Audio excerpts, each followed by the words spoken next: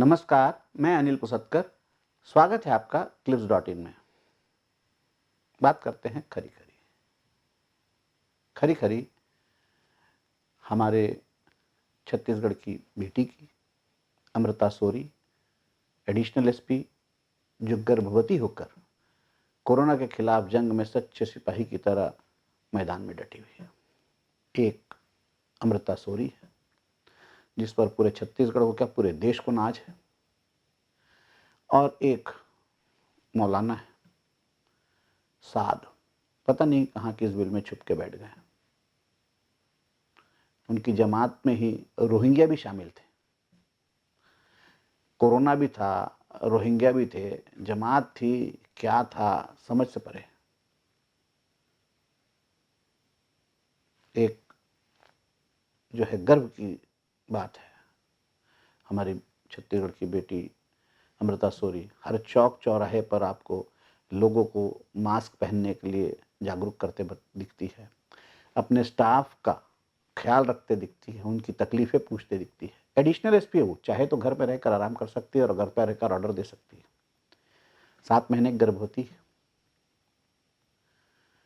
बड़े घरों की बेटियां, बड़े घरों की बहुएं तो इस समय तो निकलती ही नहीं, और वो लड़ रही है बिना इस बात की परवाह किए कि संक्रमण उसे भी हो सकता है।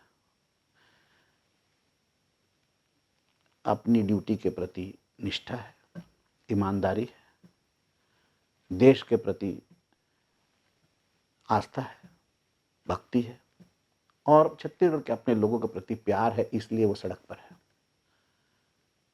वो सड़क पर लड़ रही है। वो प्रेरणा स्रोत है हमारे प्रदेश के लिए, हमारे प्रदेश की पुलिस के लिए, हमारे प्रदेश की हर बेटी के लिए, हर बहू के लिए, पूरे देश के लिए। और कुछ लोग हैं जो बड़े बड़े सेलिब्रिटी हो गए, हीरोइन है, चिट्ठी लिख देते हैं कि ये गलत हो रहा है।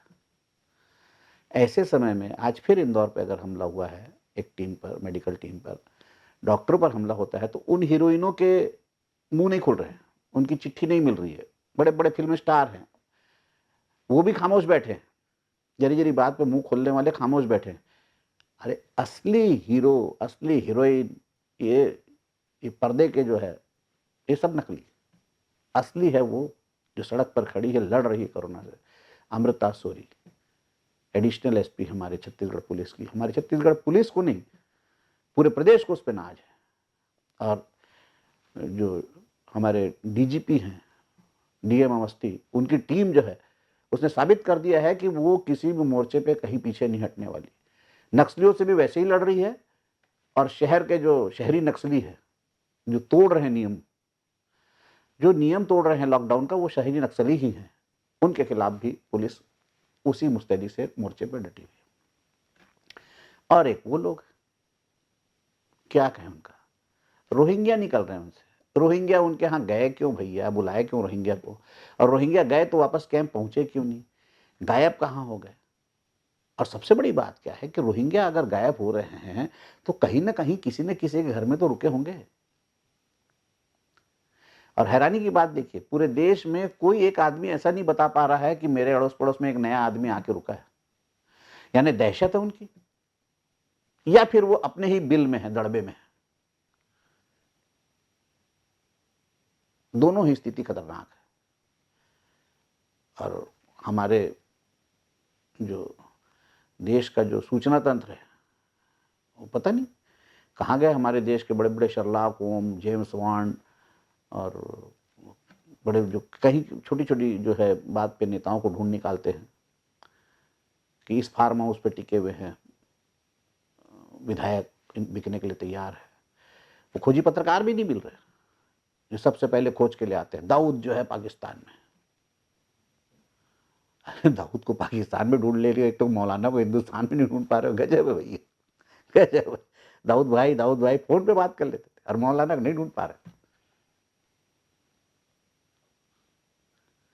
तो मौलाना को ढूंढना जरूरी है, रोहिंग्याओं को ढूंढना जरूरी है, और उससे भी ज़्यादा ज़रूरी है, जिनको ये बात मालूम है, उनको ये बात बतानी चाहिए।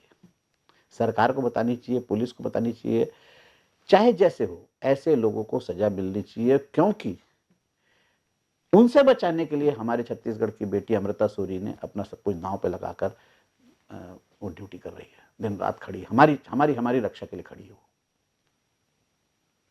तो 100-100 सलाम छत्तीसगढ़ की बेटी अमृता सूरी को, नमस्कार, अपना ख्याल रखिएगा, सावधान रहिएगा, कोरोना मजाक की चीज़ नहीं है, कोरोना से बचिएगा, सावधानी बरतिएगा और घर में ही रहिएगा। सरकार की अगर आप मदद नहीं कर सकते, ना करिए, सरकार को परेशानी में मत डालिएगा। अगले अंक तक के लिए दीजिए मुझे इजाज़त, फिर मिलेंगे। More information, log